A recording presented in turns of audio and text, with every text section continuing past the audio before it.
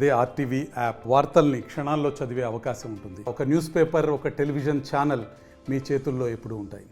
నా మీద ఉన్నటువంటి కేసులు ఏదైతే పెండింగ్ కేసులు ఉన్నాయో సిబిఐ కోర్టులో అప్పీల్ పెండింగ్ ఉండింది.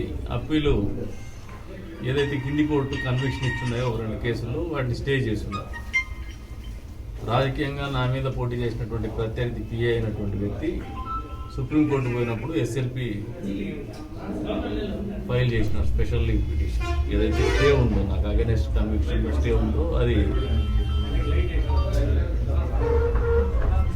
ఎస్ఎల్పి కింద డిస్మిస్ చేయాలని చెప్పేసి. బట్ సుప్రీంకోర్టు వాదనలు విన్నప్పుడు ఆల్రెడీ నాకు 2019లో ఎలక్షన్లో పోటీ చేసినాను, ఓడిపోయినాను. మళ్ళీ నేను ఇప్పట్లో లోకల్ బాడీ ఎలక్షన్స్ మాత్రమే ఉన్నాయి 2024. కాబట్టి నాకు త్వరితగతిన ఈ కేసులను పరిష్కారం చేయండి. తెలంగాణ హైకోర్టులో ఉన్నటువంటి అప్పీల్ని ఎక్స్పెడిషియస్గా 2020 డిసెంబర్ కంటే ముందే ఈ కేసుల్లో తీర్పునివ్వమని చెప్పేసి హైకోర్టుకు ఉత్తర్వులు ఇవ్వమని చెప్పేసి నేనే కోరినాను సుప్రీంకోర్టు. దానికి అనుగుణంగానే వాళ్ళ పిటిషన్ని డిస్మిస్ చేస్తున్నారు, అలౌ చేయలేదు. ఎస్ఎల్పి చేయకుండా ఏదైతే నా మీద ఉన్నటువంటి కన్విక్షన్కి అగెనెస్ట్గా ఉన్నటువంటి స్టేని కొనసాగిస్తూ ఎక్స్పెడిషియస్గా 2020 డిసెంబర్ కంటే ముందే ఈ కేసులో జడ్జిమెంట్ ఇవ్వమని చెప్పేసి ఉత్తర్వులు సుప్రీంకోర్టు ఇచ్చింది. తదుపరి వర్బల్గా మేము చెప్పినటువంటి మాటలు కూడా ఆ రోజున నేను లోకల్ వార్డ్ ఎలక్షన్స్ ఉన్నాయి, నేను పోటీ చేయను, నేను దాంట్లో మెంబర్గా వార్డు మెంబర్ కూడా నేను చెప్పడం జరిగింది. ఎక్కడ అఫిడవిట్ ఇచ్చినటువంటి పరిస్థితి లేదు. కానీ నా రాజకీయ ప్రత్యర్థులకి 4 సంవత్సరాల 9 నెలల కిందట ఒక మాట చెప్పాను, వచ్చే ఎన్నికల్లో నేనే పోటీ చేస్తాను.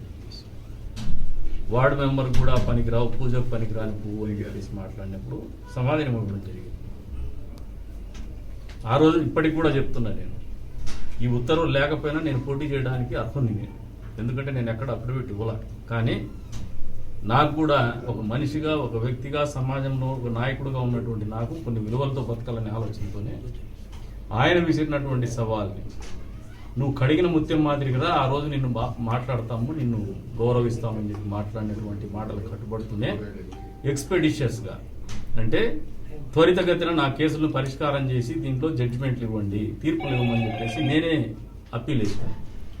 అందులో భాగంగానే ఈ అప్పీల్లో నిర్దోషిగా పేర్కొంటూ, నేను వేసినటువంటి అప్పీల్లో నన్ను నిర్దోషిగా పేర్కొంటూనే ఈ రోజున హైకోర్టు ఆ కేసులు కొట్టేసినటువంటి పరిస్థితి, మేము వేసినటువంటి అప్పీల్ని అలౌ చేసినటువంటి పరిస్థితి. మంచుకో చెడగో నన్ను రెచ్చగొట్టినటువంటి నా ప్రత్యర్థులు కూడా ధన్యవాదాలు తెలుపుతాను. మీరు ఆ మాట నాకు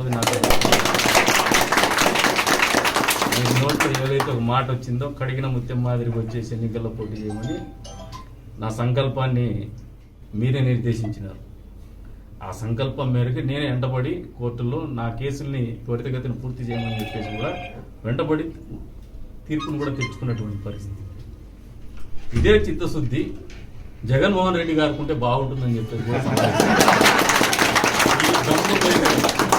నిజంగా జగన్మోహన్ రెడ్డికి ఈ దమ్ము ధైర్యం ఉండి ఆయన మీద ఉన్నటువంటి కేసుల్ని త్వరితగతిన నాకు ఇంత టైం లోపల, ఈ ఎలక్షన్ లోపల నాకు తీర్పుల్ని ఇవ్వండి అని చెప్పేసి హైకోర్టును కానీ సుప్రీంకోర్టును కానీ అడిగే దమ్ము ధైర్యము జగన్మోహన్ రెడ్డికి ఉంటే నిజంగా ఆయన కందికుంట ప్రసాద్ స్థాయికి కూడా పనికొస్తాడని చెప్పేసి కూడా ఈ సందర్భంగా తెలియజేస్తాను. ఆయన స్థాయికి నేను కాదు, నా స్థాయికి ఆయన పనికొస్తాడని.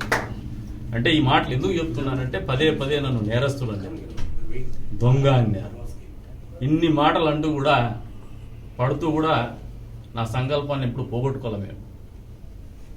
మేమేదో నిజాయితీగా బతకల్లా, ప్రజల్లోకి, సభ్య సమాజంలోకి వచ్చిన తర్వాత, రాజకీయాల్లోకి వచ్చిన తర్వాత మేము ప్రవర్తించిన తీరు కానీ, మేము ప్రవర్తించాలన్న ఆలోచన విధానం కానీ, వాళ్ళతో మసలుకున్నటువంటి విధానం కానీ, ఈ సమాజం పట్ల ఉన్నటువంటి బాధ్యతను కానీ మేము ఎప్పుడు విస్మరించాల. చాలా గౌరవప్రదమైనటువంటి వృత్తిలో ఉన్నామని చెప్పేసి ఒళ్ళు దగ్గర పెట్టుకుని బతికినాం. ఈ కేసులు ఏవైతే ఉన్నాయో, ఈ 2 కేసులు కూడా మేము రాజకీయాల్లోకి రాకుండా ఉన్నటువంటి కేసులు. ఎప్పుడు కూడా రాజకీయాల్లోకి వచ్చినాక మా మీద ఎటువంటి అవినీతి కేసులు రాలా. జగన్మోహన్ రెడ్డి ఆయన ముఖ్యమంత్రి అయినాక జగన్మోహన్ రెడ్డి కేసులు వచ్చినాయి. జగన్మోహన్ రెడ్డి అదే ఆలోచన చేసుకోమని చెప్పి చెప్తాను. ఎవరైతే ప్రత్యర్థులు సవాళ్ళు విసిరినారో వైఎస్ఆర్సీపీ పార్టీ వాళ్ళందరికీ కూడా చెప్తాను, ఐ థ్యాంక్ యూ ఆల్. ఎందుకంటే మీరు అనకపోతే నాకు ఇంత పట్టుదల వచ్చేది కాదేమో. అంతేకాకుండా మీరు కూడా నాకు విసిరినటువంటి సవాల్ మీ నాయకుడికి విసిరితే చాలా ఈ సమాజానికి మంచి జరుగుతుందని చెప్పేసి చెప్తాను. ఉంటాడో ఎగిరిపోతాడో తెలిసిపోతుంది. అది కూడా ఈ ఎన్నికల్లో ఏమైనా ఎక్స్పెక్టేషన్స్ తెచ్చుకుంటే చాలా మంచిదని చెప్పేసి నిజంగా కొన్ని విలువలతో కట్టుబడినటువంటి వ్యక్తిగా జగన్మోహన్ రెడ్డిని సమాజం చూస్తుంది. వాళ్ళ కుటుంబ సభ్యులు, వాళ్ళ చెల్లెలు కూడా తిరుగుతున్నారు ఈ రోజున.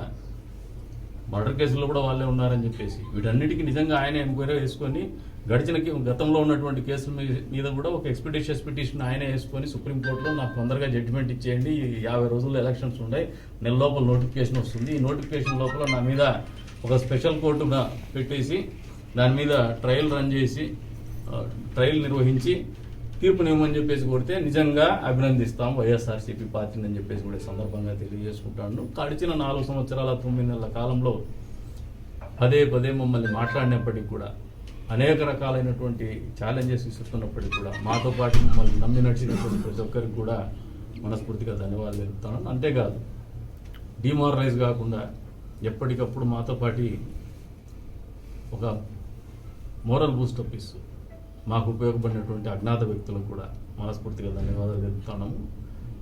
ఈ కష్టకాలంలో కూడా పార్టీ తెలుగుదేశం పార్టీ అభ్యర్థిగా ప్రసాద్కి ఏమన్నా ఇబ్బంది నన్నే అడిగినారు. ఇప్పుడు ఓపెన్ అయి చెప్తున్నా, అడిగితే నాకు కొద్దిగా టైం కావాలని చెప్పి అంతవరకు మనం అనౌన్స్ చేస్తాం కదంటే నా భార్యను అనౌన్స్ చేయమని చెప్పినాను. ఏమాత్రం వెరవకుండా నా భార్యను అనౌన్స్ చేసి నా మీద నమ్మకం పెట్టి మా పార్టీని కానీ మా పార్టీ అధినాయకునికి కానీ మనస్ఫూర్తిగా ధన్యవాదాలు తెలుపుతున్నాము.